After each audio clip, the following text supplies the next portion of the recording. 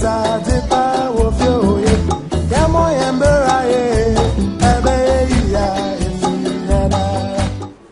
much. My name is Kufa, right for the Ghanaian Times.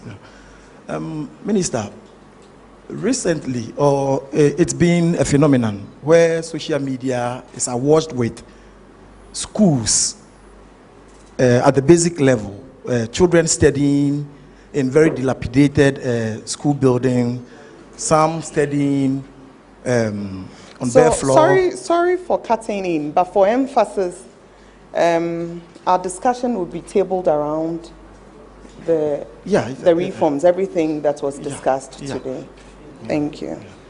I would want to know what the ministry is doing to address the issue, since the reform talks about quality and access. The access at the basic level. What is the ministry doing about it? Yeah. Thank you very much. Thank you very much. My name is Alex Boy with the New Crusading Guide. Yeah, I overheard the minister saying that we have, when he talk about SHS, we have good and bad schools in the country. That is the good and poor ones. I don't know where you heard that from. Yes. So I want to find out, does government have plans of ensuring that all the SHS are on same track?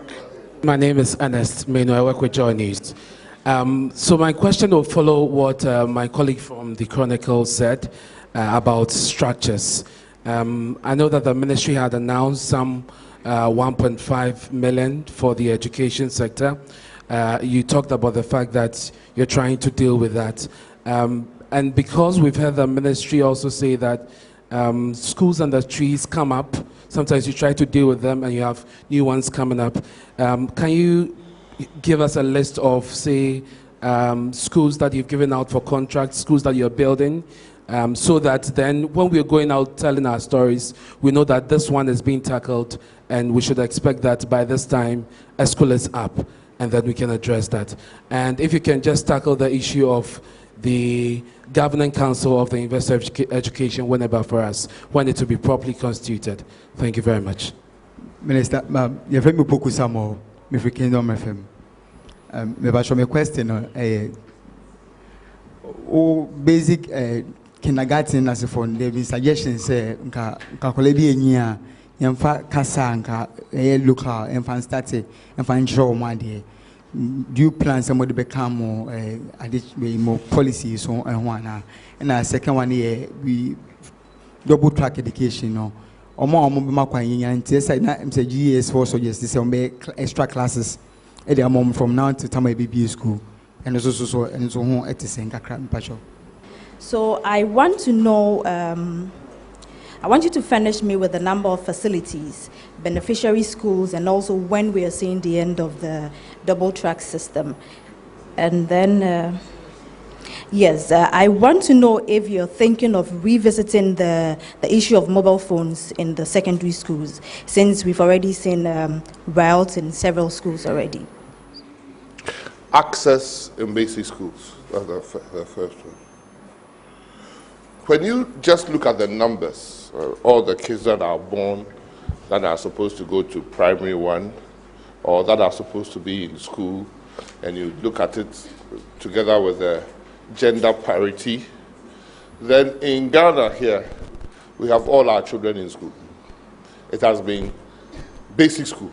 It has been like that since we started capitation grants, school feeding, uniforms and things as far back as 2005. So when you check both the Millennium Development Goals and Education for All 2020, the statistics show that for basic education, Ghana has achieved parity.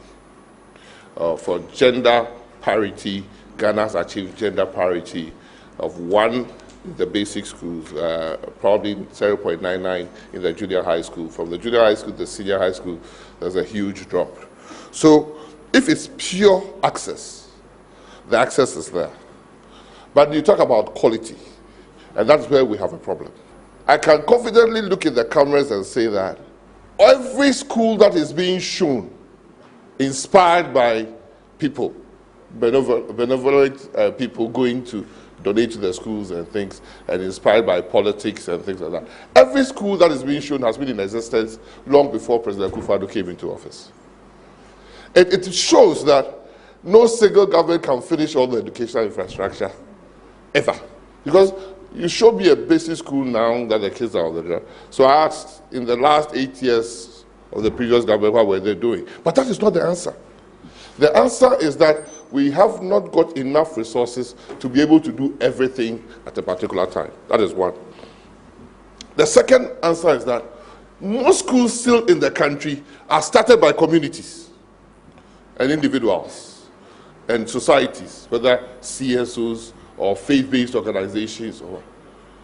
And they don't come to the ministry. Yesterday in Parliament, the Honorable Okujeto Ablaka wanted to ask me, how is it that we won't put something together in this country and say you cannot set up a school till you come? Yesterday, he wanted to ask the question, even though it was disallowed. But he has a genuine concern. Because when communities are starting schools, they don't come to government. And the number one problem you come into government, you find that communities come absorb our schools. So whether it's faith-based or CSO or community started, that is the biggest problem that we have. When you go and assess the school, you see that it was not built well, and it has teachers who are not even qualified. So that is the single biggest problem that has confronted every government. But government does have the plan. If you look at the MPP manifesto, there was a plan to make sure that every 4-year-old gets into a kindergarten. It means that government should find the resources that was estimated about 150 million to be able to build the kindergartens everywhere. And when you start the process, it takes time. That is why at a particular time, schools under trees, the structures that were schools under trees started under President Kufuor, under the education minister, who is now the High Commissioner to UK. His tenure at the Ministry of Education is when they started the schools under trees. And it was estimated to be about 900 and something at that time. It ballooned to thousands under the next guy because it became a concept, not a reality. A concept that everything that is needed in the school, that is not about probably putting up a 6-grade classroom block, came under schools under trees. So even a prison wall was fenced in Upper West under schools under tree policy, because government should have the space to do certain things that would also endear to the citizenry and solve some problems. So schools under trees is not the number of schools under trees per se, but interventions in schools has become part of it. So a community might not necessarily even qualify for a school because of the numbers that the kids have, numbers that are there. Because if the numbers in the whole community is, say, 20, who qualify to go to a school, and there are villages and hamlets and things like that, government will not necessarily go and put a school there as a start. But the community might start something with a benevolent person. And when it starts, you know, the kids will come, the parents will start giving birth, the kids will come. And then it comes to government. It comes through the DC. Oh, we have to absorb this school. And then when you go and add school feeding, then it balloons. And it starts distorting. So it's a concept that is going to be with us for some time. The education reform is trying to tackle it through another end. In 2008, December, when the Education Act 778 was passed, one of the sections referred to a body called National Inspectorate Board. The power of the National Inspectorate Board includes registering and licensing of schools, both public and private. So that it becomes like a hospital. A school then becomes like a pharmacy. You cannot just get up, whether you are a private man or an ordinary citizen, to go and set up a school because of security and safety you need for the kids. You have to go through a process of setting up. That body was rekindled in 2014. We are trying through the education reforms to set it up better and empower it and equip it with staff and things so that they can exercise that thing fairly and make sure that before you think about even setting up a school, you have to apply not only to your district assembly, but through NIB to be given the permission. So that we can start counting the number of schools around the country which are not up to standard, we need intervention, and the number of schools that the private people are setting up, so that government is not always bounced off and come and absorb our schools with all these attendant problems. If you check, in the last year, we are probably absorbing 27 institutions in the secondary space. As for the junior basic space, plenty. We are about 27 secondary schools, both private and public and community, while we on the other are being absorbed. That means that government should find the money to put the teachers there. And if it's not been part of the budget, then there's a problem. But the community doesn't understand. So when they come, absorb, it has a lot of ramifications, because the people there who are teaching, as soon as you say government have absorbed, they want their salary the next day. And so we have to look at it. But I agree, access is a problem, but access into a quality school is what we have to work on. I have never used the word good and bad in relation with any of my schools here. Schools are either endowed with more resources or not. And so I don't know what is, we have 700 schools with different resource levels in different schools. So that is why I said that kids choose to go to the elite schools. It's up to government to start making sure that the deprived or the less resource schools are also brought up. That is why even when you check the citing of the E-blocks, it was cited in many communities that were deprived. When you check before the E-blocks, under the President Kufuor's modular schools, it was transforming schools that had nothing to become very, very attractive schools like Chimu, like Kumasi Anglican, like Drobo secondary schools, which is a process we have to continue. Once you put the facilities, the kids would normally get attracted, and the teachers would normally get attracted to those schools. Yes, my communication department, together with the Ministry of Information, are publishing all the structures we've done. They came to show me the picture, 804 schools, different levels. They came to show me the picture. I said they should even put on the digital address, so that it's not only for the skeptic, it's for the literate, computer literate, and to also be able to Google and things like that. So we are doing that, and we will publish it. We've been able to show and name all the schools and show the pictures. I want them to add the digital addresses and publish it. We will publish it as we are publishing this to show people, so that you can go there, my dear, and go and make sure that the school is there. If I go and build a school that does not exist, the law of karma will come and hurt me. So I won't do that. Local language. Who asked that question? My beloved. Yes. Kingdom FM. Kingdom FM. The educational reform emphasizes on Pacho Minkatri. Pacho, what's it? Oh, yeah, it's here. Ubia Casabetiti.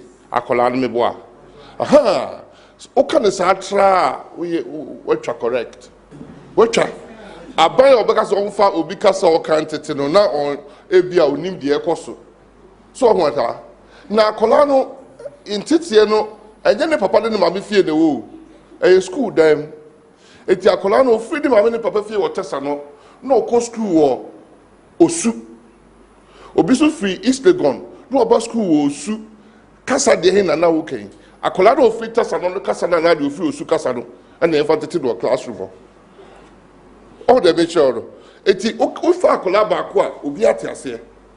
Nkola no koye aduonum no mute school dan ni mu a. Na ebi te frafrakasa, ebi te dagati, ebi te nkran, ebi te kusasi, ebi te chi, ebi te bono, ebi te infante, ebi te akurapem, eno mute dem ho. Why de kasa na na say financial de ma anti de. Eti abai sise ni. Sir, ye a bibri Ghana member Casano. Ye nyedi nyani share baby a teacher ward, yen share wo school ho. And fa Casano enko share obi kasaso. Tiedi yo. Superman example. Say school dem ho no. Ye nya teachi. And I did teach there okay hardly. But akola na ne papa de ma me de ba school dan no pa no. Ah no me class no. On teach no. Because tree no ne kasa wo fie ne maame ne papa enka tree eti so back class wo na kasa obi ensu atwi a akola no so obesua de oh eti your ministry, you say local languages, no.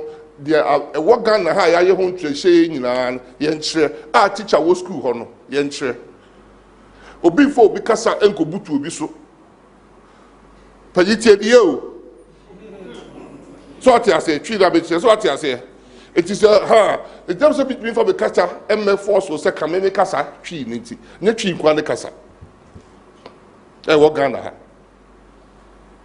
it is okay right to local language. It can't be against somebody else's right. If the class is a mixture of languages from the various homes, then we have to find a common language for which we can teach all the kids. And still allow the local language, depending upon the availability of the teacher, to teach the local language. It's in term, yes, shading, and so say, mo bikasa, enfo bikasa ndoje. Again, you are teaching, we can be treating them. Double track. Pacho people say double track. Or say, hey, Tory, I'm going to treat. Somebody asked a question on double track. And the question was extra classes. And they have a pan social media. No, unkasa ekra ni etwa de abeto so. Enu anajo, you say Ministry of Sanitation etwa be pacho minister de drory. Enkofo bi I know. I'm at somewhere day 1999. Now radio station, I never say be private organ, I never radio I. So country time make country. Or no pay or dem fua, and some enjoy for right. It is so big car some crana, obi show a roba wo eluba. Until one cry ha. It was you have the jatwa, a copaco for the children assembly trap. So say assembly see what Nampanduria. Ube bioni ni atinu axim. Eju kopa chokra na heading. A chopa edi ferry na nam. Ni ba kodu kra waye boni na wa ferry opeso kopa chokra. And now say dia betu baby e for the social media ti. Otimi kopa chokra. Iti ama asem kai din wo kroma. Ena nkofo bi so aba obu de omu hye dem a de enim ni atwa bosremka ni de ahyew. Ghana Education Service in Kasa or say ansa ni baby school no. Oma extra class, oma ba school in term na yechiaka. Facilities, end of double track, mobile phones, the same question, right? The same question. Madam, right? Okay. Your first one was facilities. I said we were going to publish it, which we have started. Vincent and Larry, PR and comms, they are doing some fantastic work. They communicate, they start communicating themselves. So they're gonna publish. They're gonna publish. What I can promise you is that it will be published. And when they say 804, it's no joke. What has happened is that government has gone to Parliament to seek permission to borrow up to 1.5 billion United States dollars in tranches of 500. We haven't even finished borrowing the first 500. But sometimes, even if you get the first 500, the capacity of your people to deliver is a problem. Those that we gave contracts to that were supposed to deliver September, some have not. That is why Cabinet has to decide that we will still do the double track. That as the project comes on stream, we turn the second years to single years double track. We have to be realistic. So we'll borrow, and the borrowing was going this way. The secondary, tertiary, basic. So that the first tranche, most of them will go to the secondary problems. The second tranche, most of it will go to tertiary, even though everybody will get something.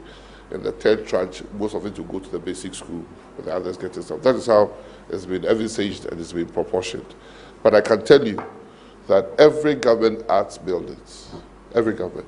And don't necessarily believe everything that somebody goes to Sun and says there's a school in the bush. I can tell you one. There's a village in my neighborhood, Kumewu area. What's the name? Session Afram Place. What's the name? Drobonso. That has an E block. The total citizenry in that whole community, if you put everything there, there'll be probably 50% of the building left empty. How much more the kids in school, right? There's no community that is close in about 10 or 15 kilometers near Droboso. So how do kids get to that day school? There are no more trouble roads to Droboso. But the school has been built fantastically. Clean school. The district chief executive organized the DERBA to solicit for funds to put a dormitory there so that it could attract people from other places. Don't let us believe all the propaganda on radio and TV. It sets emotions up without realistic. That is false leadership. Because if we are all going to be one item agenda, there will never be Ministry of Planning or Economic Planning in the country. So my deputy goes to a community, sees about schools and puts it on social media. Then it whips up sentiment. School, there are about 50 or 60 of such schools. But somebody has been fortunate to pass through that. Children are crossing a river. It is bad to a school that exists, wearing uniforms. They are insulting the whole Ministry of Education. We don't do roads, we don't do bridges. It's the totality of government. So let us observe these things and see that we are not doing ourselves good. As for the politics, when I finish this year, I'll take off my suit, we'll do the politics boot for boot. But the reality is that we have to provide genuine leadership to Ghanaians who have been given to our care in the last 4 years.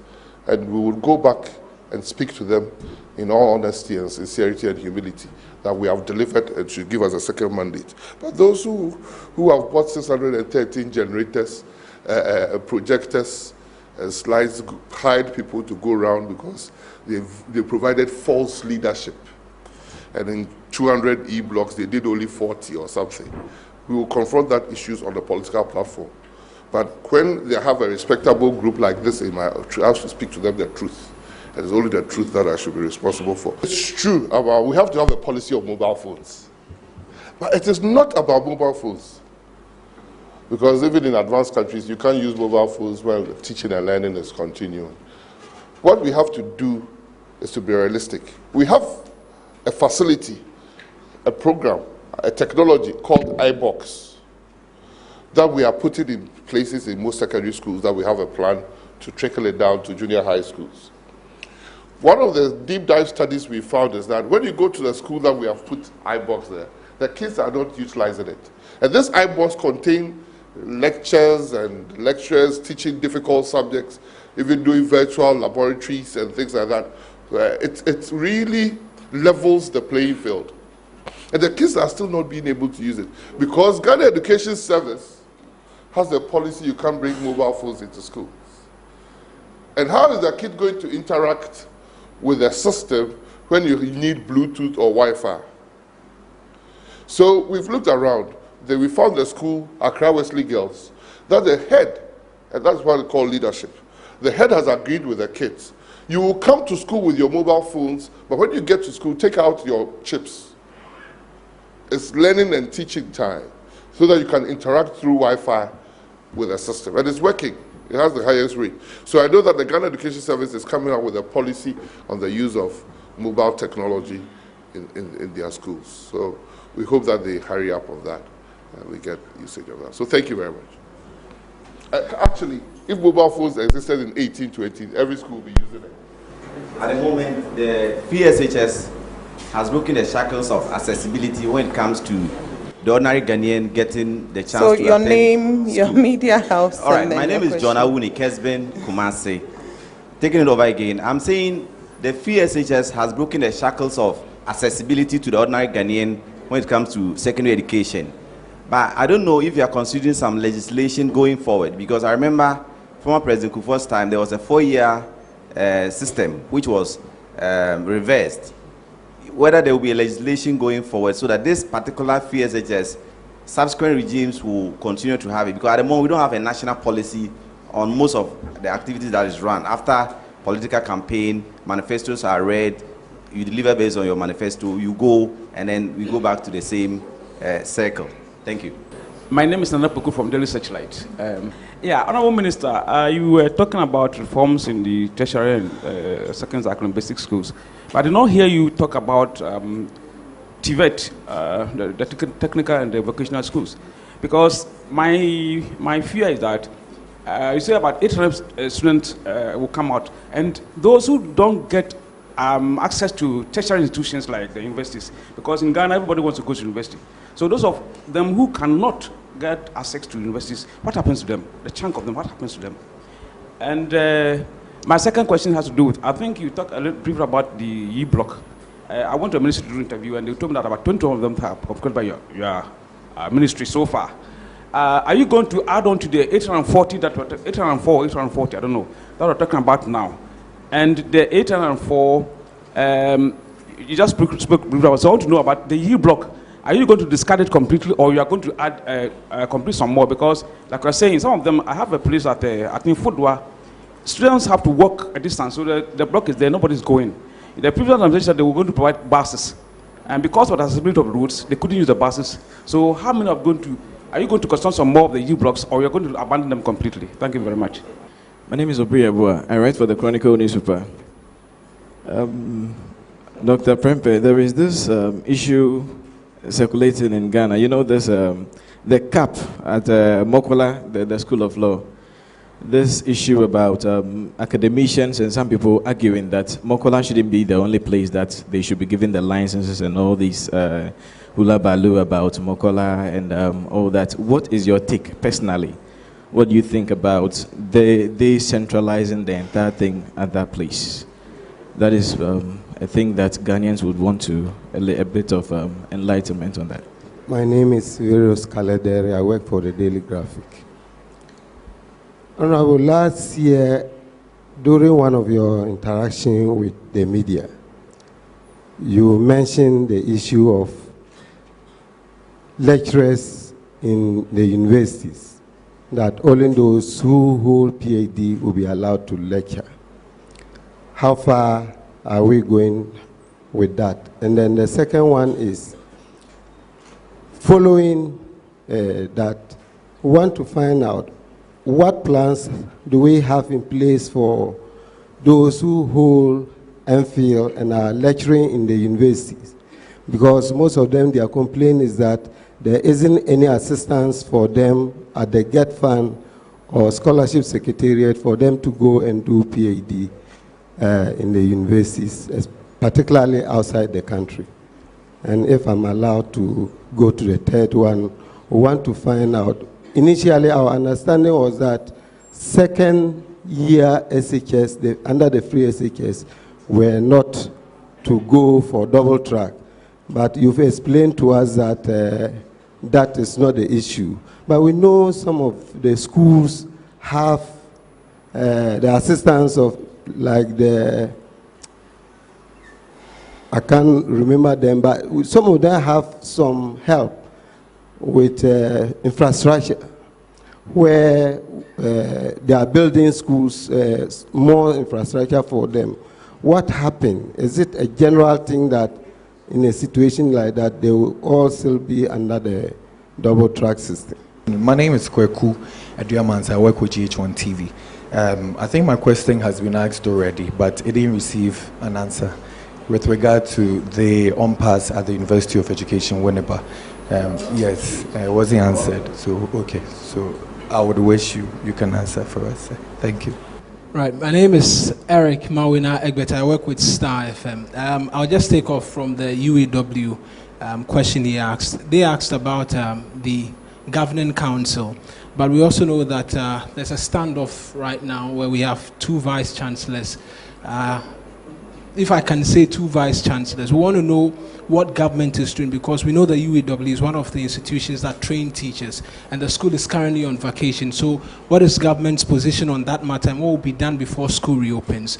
Now, the other question I have is, about 2 weeks ago, we spoke to the Book Publishers Association of Ghana, and they make the case that the new curriculum is coming into effect in September this year. But as at the time we spoke to them, books that are going to be used by teachers for the upcoming academic year have not been published just as yet. I want to know if that is still the case.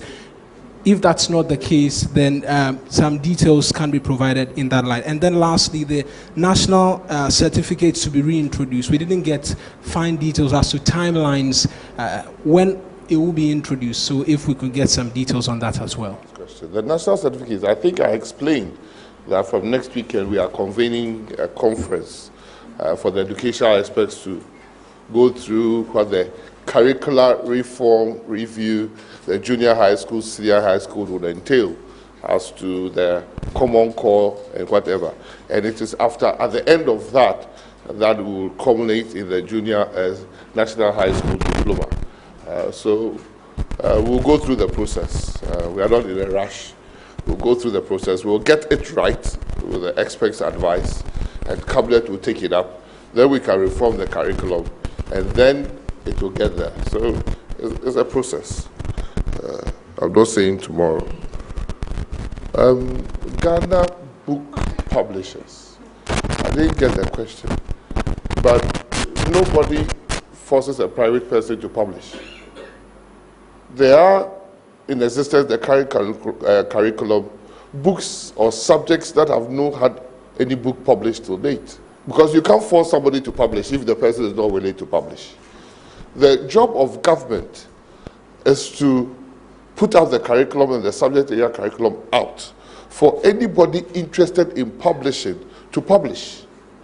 It doesn't mean that if there's a subject, I don't want to name any subject, like if there's a subject like medicine and nobody has published any book in medicine, it means that medicine is not happening. Because as we speak, there are subjects without textbooks published and have had no textbook published for years. That kids are. I haven't seen any textbook published on basketry. But kids have been doing basketry for the last 10 years or so. I haven't seen any book published on photography. But kids are being offered photography. So that is not the essence, because in secondary school, teachers are employed in subject areas. They have finished university. So if there is a science teacher who has finished university in, say, chemistry, and is teaching chemistry and takes the curriculum, he should be able to teach chemistry. Because when we were in school, most of the books we were using were foreign books. So the teachers will teach according to what the WAEC syllabus is in the foreign book. But now Ghana has done very well. Very, very, very well. Ghanaian publishers are publishing in these books. And when you publish, you take it to the CRDD previously, or now, you take it to NACA. What NACA would do would assess your book and see whether it is relevant to the curricula that exist. If it is, NACA will categorize your book as a grade A, grade B, grade C, or category 1 or category 2 or category 3, and give you the permission to sell it privately. That is what exists. And it's not going to be very different. The curriculum has been published way back since March. Or is it April? April. So, and I know for a fact that publishers who are interested in publishing have been meeting so that they can subject their work for proofreading and for approval by NACA. When those books got published, then they will use it. But even when your book gets published, it's not compulsory for government to buy your book. Because I know when you look at now, there are about 50 or 20 different mass core textbooks, mass elective books that have been published. And I can tell you for the last 50 years, no government has bought mass elective books for any student. So publishing and government buying it are not the same thing. Teachers teach according to subject area curricula, and they have the syllabus, and that's why we are giving teacher resource pack in the basic school. In fact, in the basic school that we have finished, all the teachers who are teaching in the basic school, apart from the early grade, some early grade teachers who have done subject area specialism, most basic 2 teachers are taught by diploma students, and they are generalists. So when they went to their training, they train generally, so they teach everything based upon the curriculum. So what we are trying to do is to resource the teacher. That's why I talk about the teacher resource pack. And then when the books get published and government makes funds available, government will buy those teaching and learning materials for the students as and when appropriate. So it's not going to be very different. If government finds out that maybe in history nobody publishes a book, it can even engage Ghana History Writers Association that sit down and publish a book for me. But the problem with that is that as soon as government commissions Ghana History Writers to write a book, the government has to buy it for all the students, and then no publisher's book gets sold, because every student has been given a Ghana history book by government. So if I do that for all the students, when you write yours, who will buy? So there are sides to everything, and it's a private market. So you can't force government to buy your book if it's not up to standard. You cannot go and sell your book if it doesn't meet the curriculum. And if I buy only one book, it means I've killed all the other publishers. So even when people decide to write the book, I know that in 2003, 2005, they zoned the country into 6 areas, and they bought a different book that meets the standards to every area, all not to kill the publishing industry. So government will continue to support the publishing industry so that more Ghanaian publishers will publish for our children, but it has to meet the standards that when government wants to buy, it will buy. The question of double track. Daily Guide. When I first did the presentation on double track in this office, somebody asked the question and answered, so how long will the double track take? I said, with the scheme of things, if we get our money and everything, it will take between 5 to 7 years. The tips are there. And I still insist that that is the time frame which we have given us. And just today I said, and I've said it repeatedly, and most of the communicators from my Ministry have said so, there are only 300, my friend, there are only 395 out of the 700 schools that are doing double track. So it's not every school that is doing double track.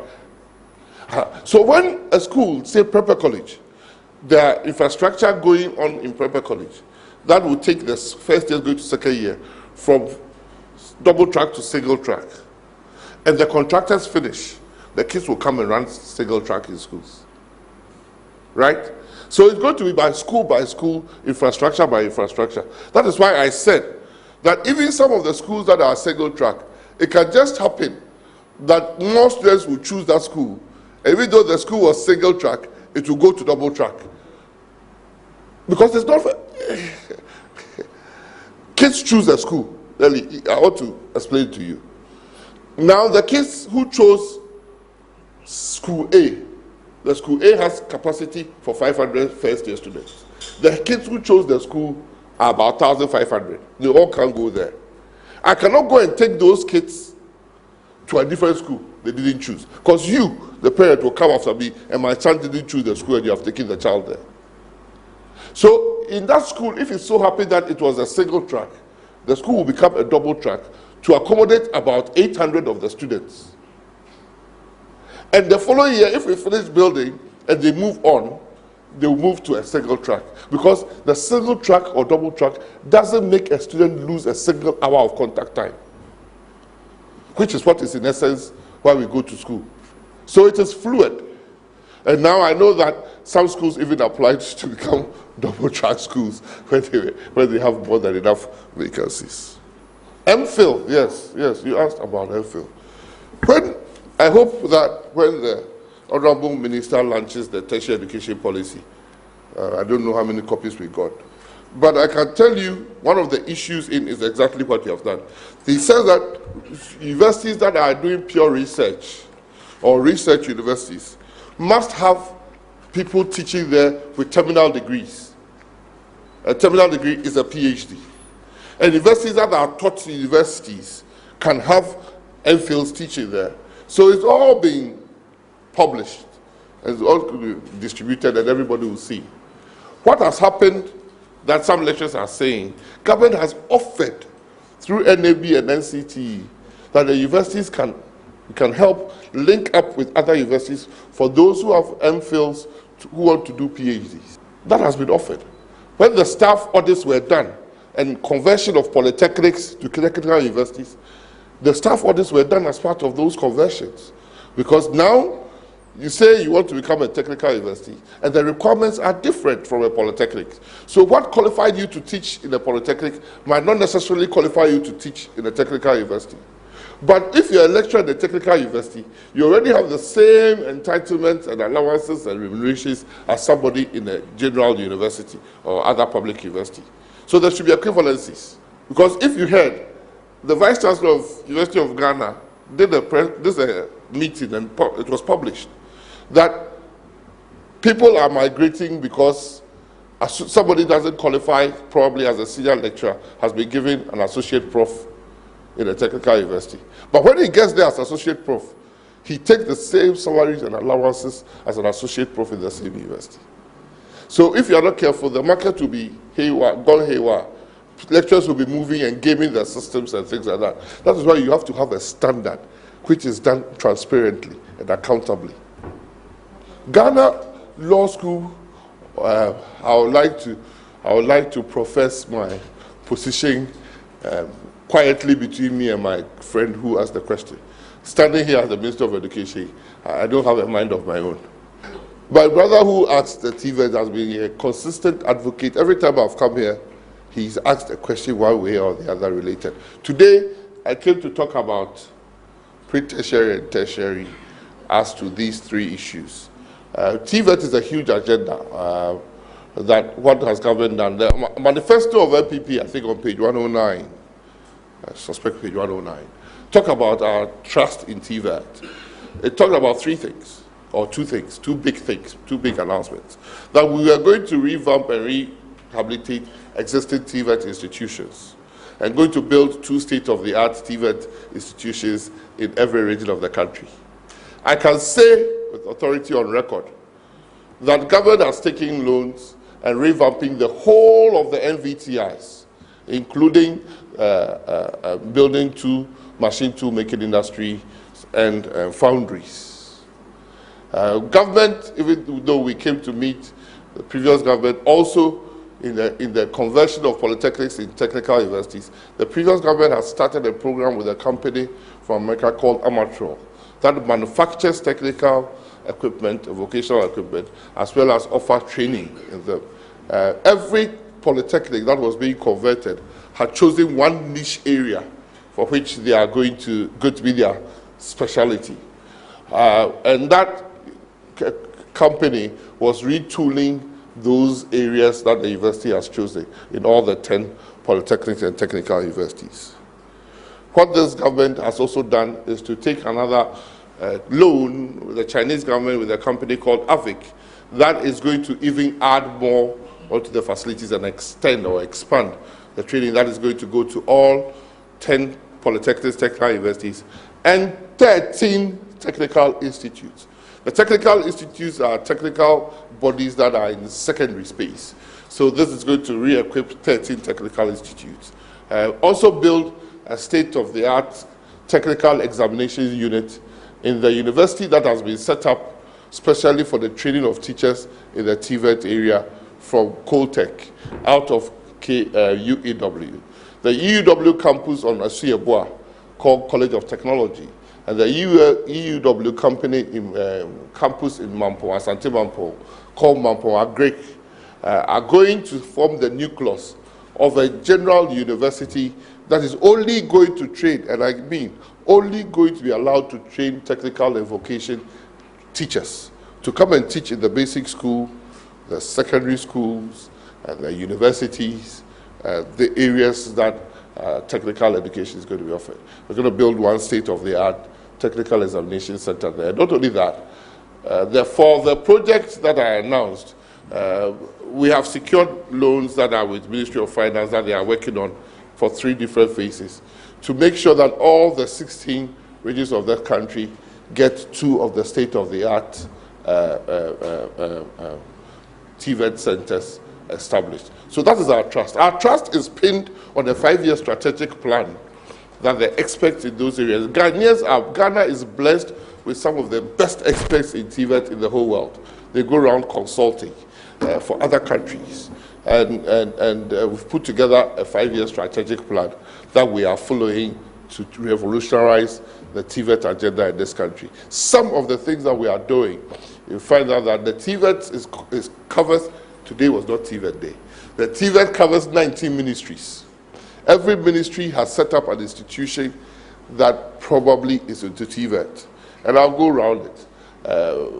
Ministry of Tourism and Culture, just sharing a neighbor here, has what we call HOTCATS, Hotel, Tourism and Hospitality Agency, institution.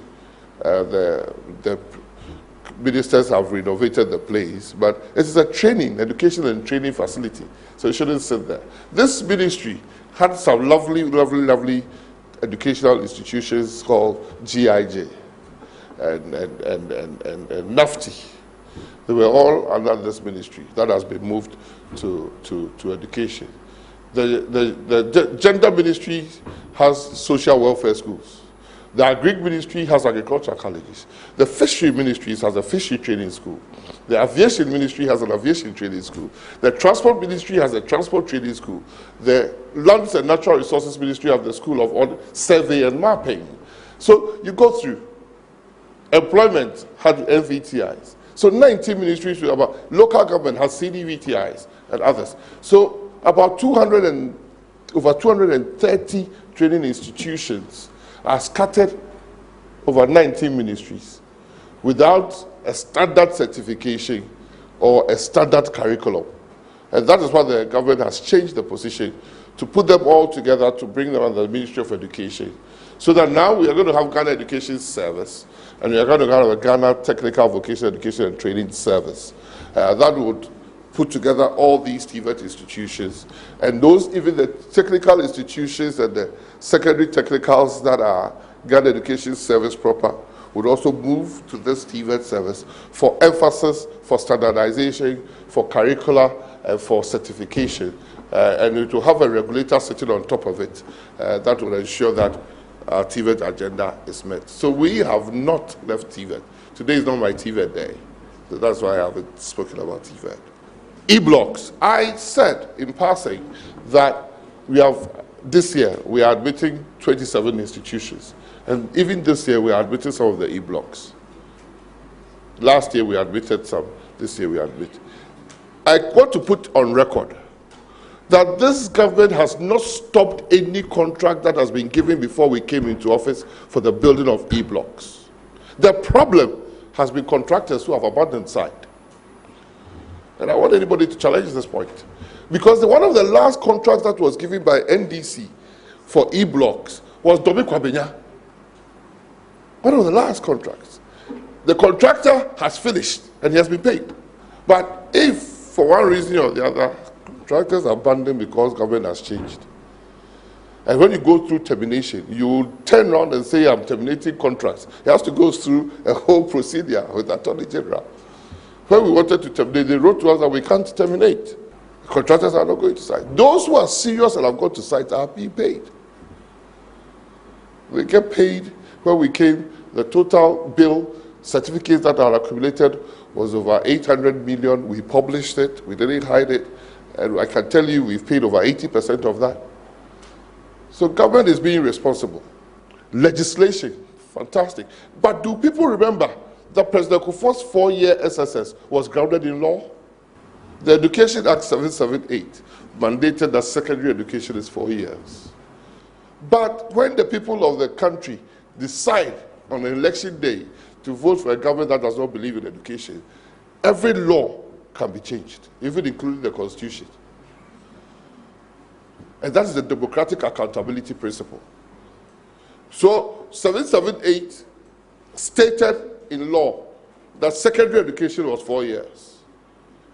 The first State of Nation address, the people of Ghana has voted my party and my manifesto into office, and we are going to change it because they have the majority. So I like that question, and my answer to that is keep MPP in power and free SHS will continue. Thank you. I am not about commenting on UEW because as a responsible minister, I have to be cautious.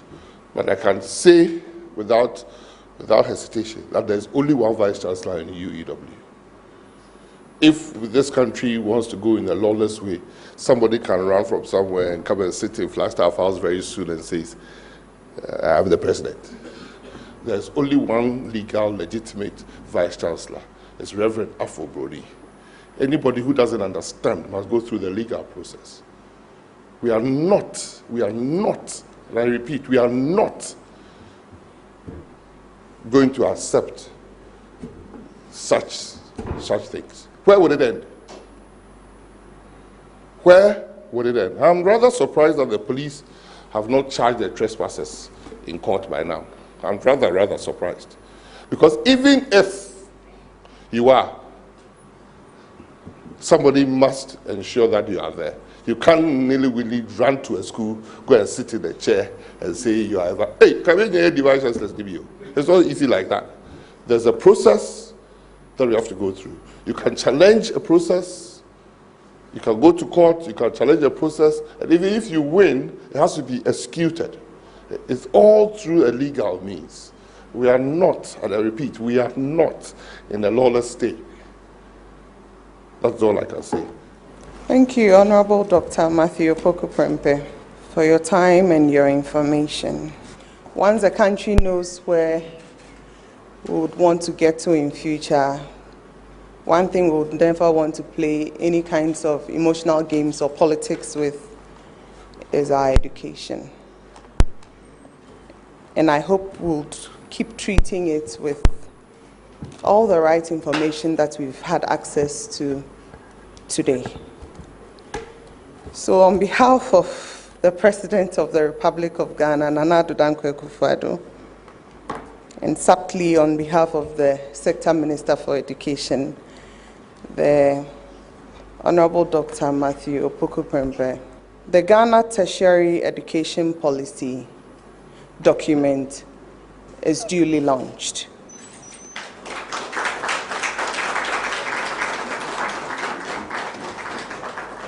We do have a few copies here for our media people who will be interested to go through it, to keep informing ourselves, and also to be able to have the authority to speak on it.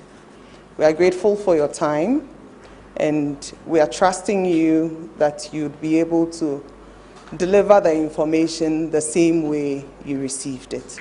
Thank you so much for your time.